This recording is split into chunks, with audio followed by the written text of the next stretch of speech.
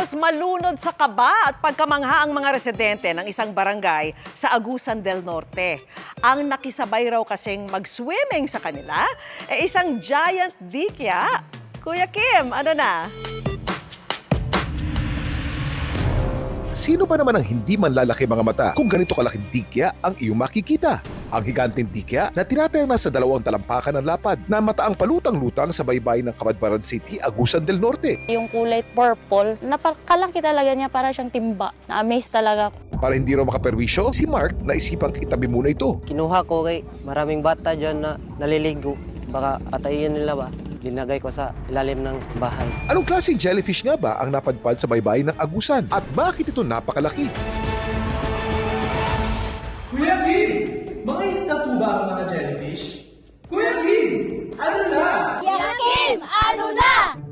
Nakasanayan man natin silang tawagin na jellyfish, pero mga dikya, hindi mga isda, sila yung mga invertebrate o hayop na walang backbone o gulugod. Kabilang ang mga dikya sa phylum Cnidaria na kinabibilangan ng sea anemone at coral. Kaya may mga eksperto na mas pinipili silang tawagin na jellies o sea jellies.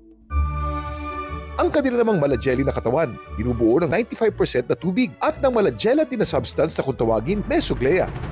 Samantala, ayon sa isang marine biologist, ang giant dikyang inanod sa Agusan del Norte, posibleng isang Bersuriga anadyomene. It's an uncommon jellyfish usually found in tropical Indo-Pacific area waters. Mostly their habitat are in estuaries, yung parte ng dagat where it meets the rivers, and some coral reef areas as well. Not all of them are strong enough. Hindi nila kaya mag-pinuos, mag-swim against the current. Kadalasan is mag-drift lang talaga yan sila. Usually, napunta sila sa mas malapit sa shore if ever high tide.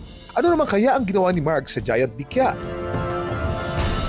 Nang masigurado raw niyang wala ng batang naliligo sa dagat, Dinala ko siya sa tabi ng dagat. Pakawalan ko kasi baka mamatay. Huwag nyo silang lalabidin. Don't touch. Kasi we never know gaano ka-sensitive yung stings nila sa'yo. laging tandaan, kimportante ang may alam. Ako po si Kuya Kim at sagot ko kayo 24 oras.